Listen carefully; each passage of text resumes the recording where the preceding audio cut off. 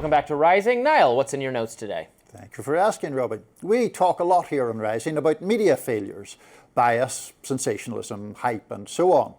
But there's another media flaw that I want to discuss today.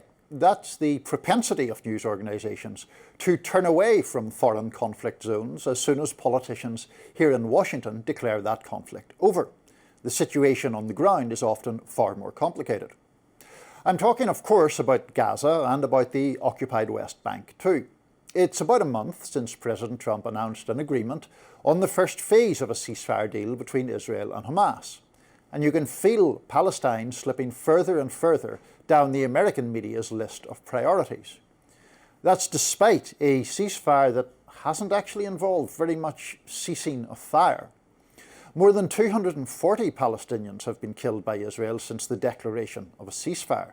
That's according to the Gaza Media Office. The Palestinians say Israeli forces have violated the ceasefire almost 300 times. And Israel attacked Gaza on 25 days out of the first 31 days of the supposed ceasefire, according to an analysis from Al Jazeera. Some ceasefire. Meanwhile, the situation in the occupied West Bank remains grim. Attacks by Israel's so-called settlers against Palestinians proceed, often with impunity. Not everyone in the media is just moving along from the horrors inflicted on the Palestinians, however. On Monday, British broadcaster ITV showed an important new documentary. It's called Breaking Ranks Inside Israel's War, and in it, IDF soldiers speak out about what they have done or witnessed. They detail the widespread use of civilians as human shields. They describe people being shot while seeking aid. And above all, they talk about a military assault where all moral or ethical guardrails have been lifted and where any pretext to open fire will do. One soldier, Eli, describes an incident where a senior Israeli tank commander orders a strike on a building. The building is inside a supposed safe zone. Quote, "A man was standing on the roof hanging laundry and the officer decided that he was a spotter," Eli says. "He's not a spotter, he's hanging his laundry. You can see that he's hanging his laundry." Eli goes on to say how the man had no weapons, nor even a set of binoculars. Quote, "Unless he had eagle eyes, how could he possibly be a spotter?" And the tank fired a shell, the building half collapsed, and the result was many dead and wounded. Here's the documentary maker, Ben Zand, talking to Lewis Goodall of British radio station LBC about what motivated the soldiers to break the code of silence. They became increasingly troubled by what was happening on the ground, and they talk in very, very specific detail of incidents where higher ups have made them do things that they don't feel comfortable with, shoot to kill policies, kind of the general attitude within the military that there are no innocents in Gaza, and I think just they want to speak out about it. The IDF, for its part, says it, quote, "remains committed to the rule of law." There are two larger points here. One is that there are almost certainly more atrocities yet to come to light in Gaza. And the second is, we knew plenty already while it was happening. Outrages were taking place in plain sight. And that's important as we trace the story back here to Washington. I've always tried to be clear on one point. Joe Biden and the people around him acted appallingly in facilitating Israel's actions in Gaza. It's the great moral disgrace of the Biden presidency. And we're finding out more about that too.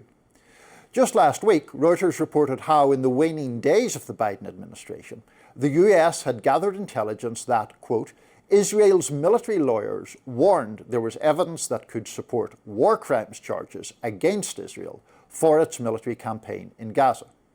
Of course, if the Biden people had agreed with that assessment, American arms shipments would have had to cease. So they didn't agree. According to Reuters, the loophole found was that, quote, "the US had not gathered its own evidence that Israel was violating the laws of armed conflict." Quite a rare example there of Team Biden not taking the Israelis' word for it. According to a separate report from HuffPost, Biden himself, quote, "personally considered new American intelligence focused on possible violations of US and international law by Israel in his final weeks in power." And then he, quote, "rejected suggestions from advisors to reduce American involvement." That kind of dismissiveness was evident from Biden and his people all along. Way back in April 2024, an Israeli drone strike hit a World Central Kitchen aid convoy. 7 aid workers were killed. I got the chance to ask Biden spokesman John Kirby about that at the time. Here's some of our exchange.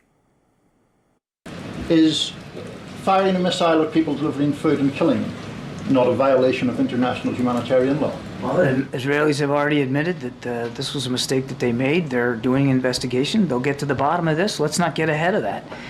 Your question presumes, at this very early hour, that it was a deliberate strike, that they knew exactly what they were hitting, that they were hitting aid workers and did it on purpose, and there's no evidence of that. I would also remind you, sir, that we continue to look at incidents as they occur. The State Department has a process in place. And to date, as you and I are speaking, they have not found any incidents where the Israelis have violated international humanitarian law. And lest you think we don't take it seriously, I can assure you that we do. We look at this in real time. They have never violated international humanitarian law ever in the past 5 to 6 months. I'm telling you, the State Department has looked at incidents in the past and has yet to determine that any of those incidents violate international humanitarian law. As the old saying goes, there are none so blind as those who will not see. But we, in the media or among the public, don't have to be among them.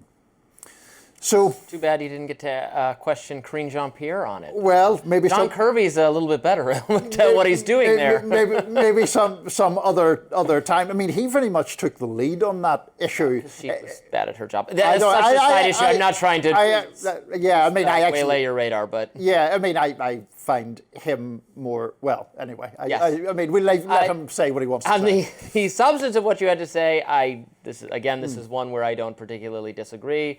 I think, I reflect even on my own credulousness over the course of the conflict in saying, earlier on when they were accused of striking a hospital, or it was unclear who hit a hospital and, making some fight about that. And maybe it's still unclear, I don't know, but they hit hospitals over and over again subsequently. So what does it matter? Exactly. And at that time it was like, Israel would never do that. Right. What an appalling allegation to make. Boom. And then it was just like disgraceful. Yeah. It is appalling, and frankly, a greater and greater number of people on the right are appalled by it as well. Right. And it is the establishment in both parties that were slow to catch on to the way the American people already view this.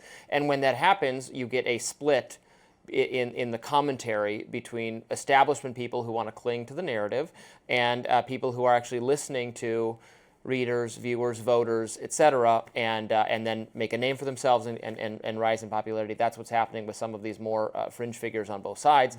It's because they're speaking for an underlying idea that exists among the American people that this was wrong. Right, and I think that is one of the several things in the recent past where the establishment view has come to be seen as wrong. I mean, one of the things I was sort of pointing out in the radar was that this is not me speaking from this chair in some liberal partisan way. I mean, I think Biden was appalling on this issue, and I think he was surrounded by a lot of people in that sort of Washington foreign policy establishment whose reflex is simply to support Israel under almost any circumstances. I mean, advisors like Brett McGurk are very much in that category. And so it fell to more dissenting or fringe or anti-establishment voices, whether in the media ecosystem or the political ecosystem, to really make the argument against it. And I think those people have been validated by subsequent events. And it looks worse and worse, I think, what the Biden people did, because they were representing an administration that purported to care about things like human rights and international law and actively supporting a campaign that was obviously violating those principles. I mean, I think that Biden just personally was not up to the task of having really tough conversations with Benjamin Netanyahu about what we were going to allow them to do. And not ideologically inclined to do it. Anyway, not ideologically inclined to do it. Well, right, none of these figures are ideologically inclined to do it. I also think he's very difficult to constrain, and I'm not sure it can be done, and which is why I would just turn off the aid money regardless at this point. I don't think. I think their behavior is the government's behavior is going to be what it's going to be, and we're not going to like it, and we might as well just shut off the aid. Which I think would, in fact, have the active effect of constraining them anyway. So Yeah, would, you know. that's what I know. People on the left, I'm skeptical of that, frankly, but if it does, good. happy to try the experiment Let's out. give it a try and see what happens. Yeah. Next up, Transportation Secretary Sean Duffy and former Transportation Secretary Pete Buttigieg are at odds over the country's shortage of air traffic controllers. Stay with us.